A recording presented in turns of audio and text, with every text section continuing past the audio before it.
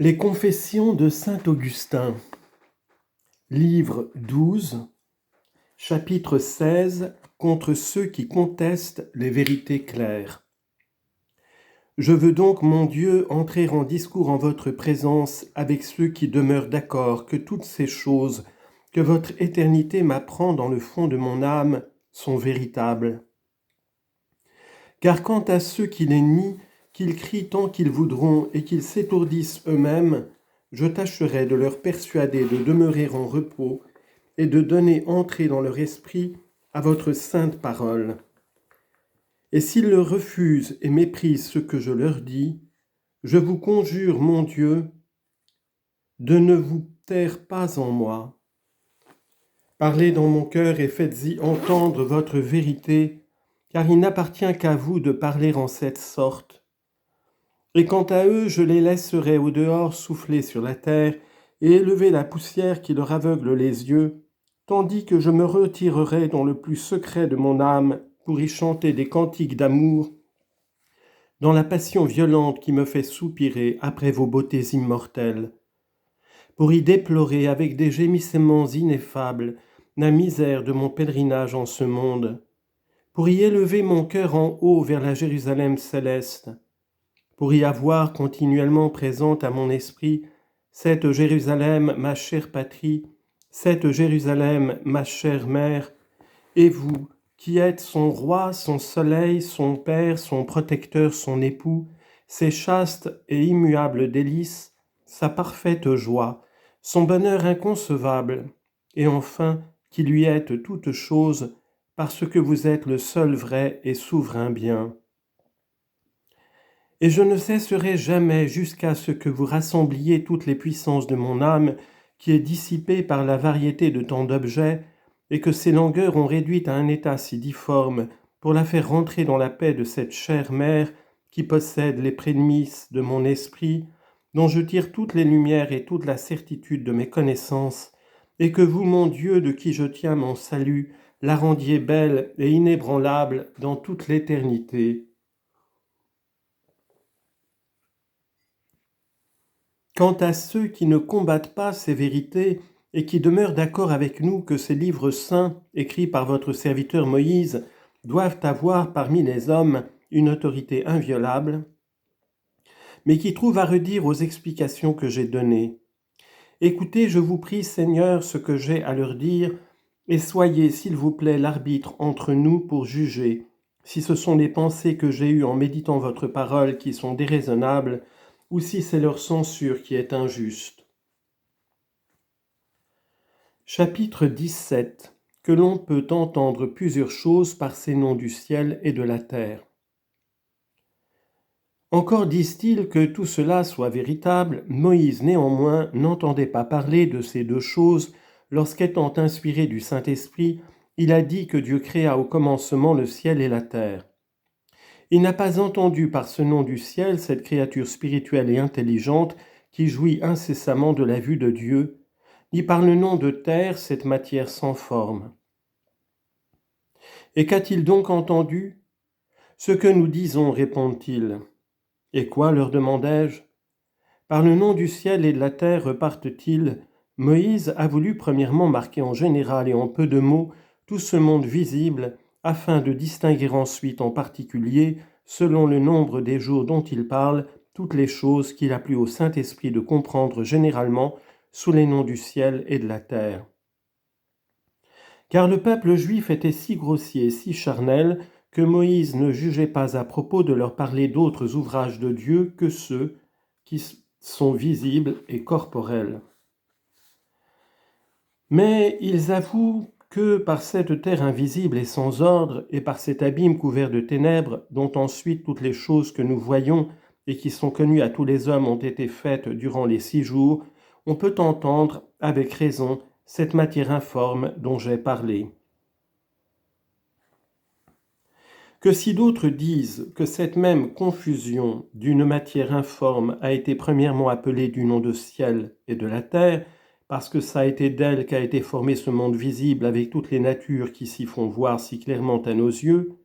et que l'on appelle d'ordinaire du nom du ciel et de la terre. Que si quelques autres disent encore qu'on peut avec assez d'apparence appeler du nom du ciel et de la terre tous les êtres, tant invisibles que visibles,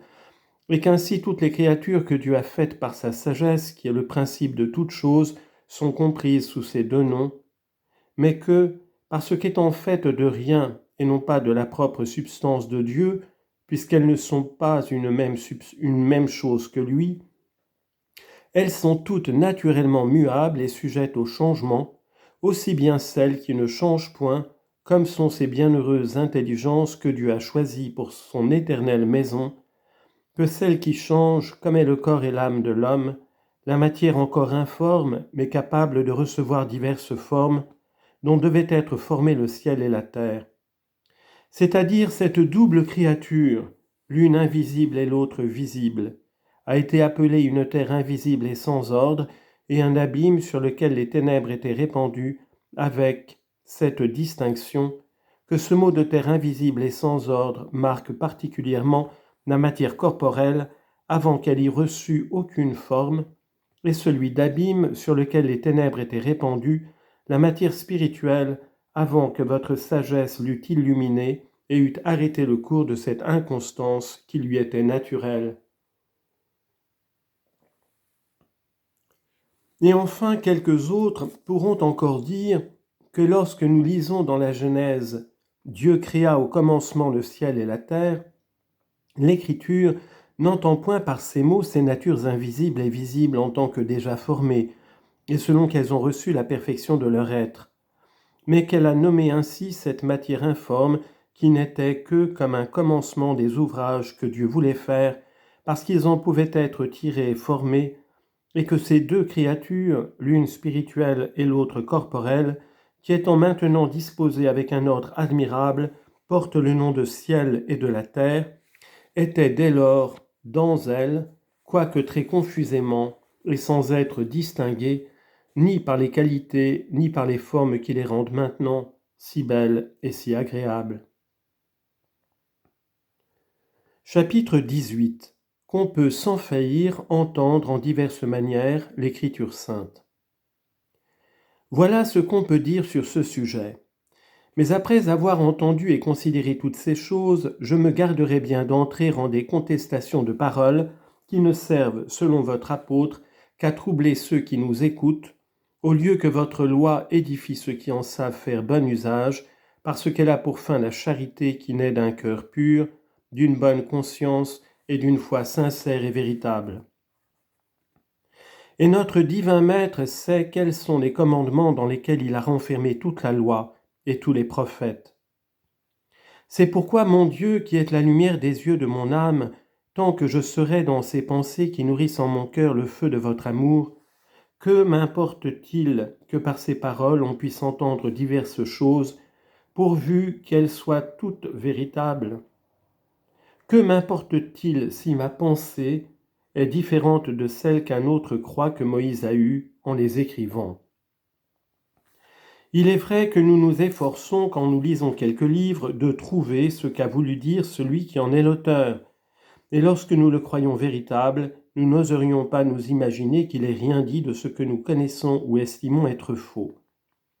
Mais quoique chacun tâche de trouver dans l'Écriture sainte le même sens que celui qui l'a écrite a voulu exprimer en l'écrivant, quel mal y a-t-il si quelqu'un l'entend en un sens que vous qui êtes la lumière de tous les esprits clairvoyants et instruits de la vérité, lui faites voir être véritable, quoique ce ne soit pas celui de l'auteur, qui n'ayant pu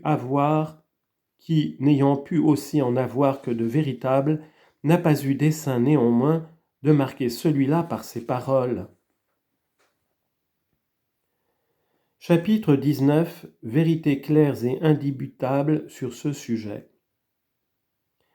Car il est vrai, mon Dieu, que vous avez créé le ciel et la terre. Il est vrai que votre sagesse a été le principe par lequel vous avez fait toutes choses. Il est vrai que ce monde visible a pour ses deux grandes parties le ciel et la terre, et qu'ainsi toutes les natures créées peuvent être renfermées en abrégé sous ces deux mots. Il est vrai que tout ce qui est muable peut être considéré comme informe et comme imparfait, ou à cause de la forme, d'où il tire sa perfection et sa beauté,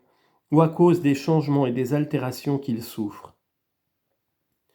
Il est vrai que ce qui est uni de telle sorte à un être immuable qu'il ne change point, quoiqu'il soit muable de sa nature, n'est point sujet aux révolutions des temps.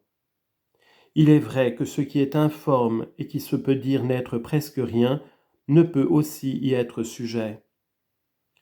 Il est vrai qu'une chose dont une autre est faite peut, en une certaine manière de parler, porter par avance le nom de la chose qui en est faite, et qu'ainsi cette matière informe dont le ciel et la terre ont été formés a pu être appelée du nom du ciel et de la terre. Il est vrai que de toutes les choses qui ont quelque forme, il n'y en a nulle qui approche tant de ce qui est informe que la terre et que l'abîme.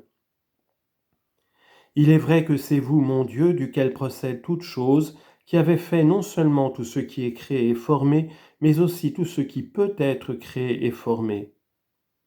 Et enfin, il est vrai que tout ce qui a été formé d'une matière informe a premièrement été informe et depuis a été formé.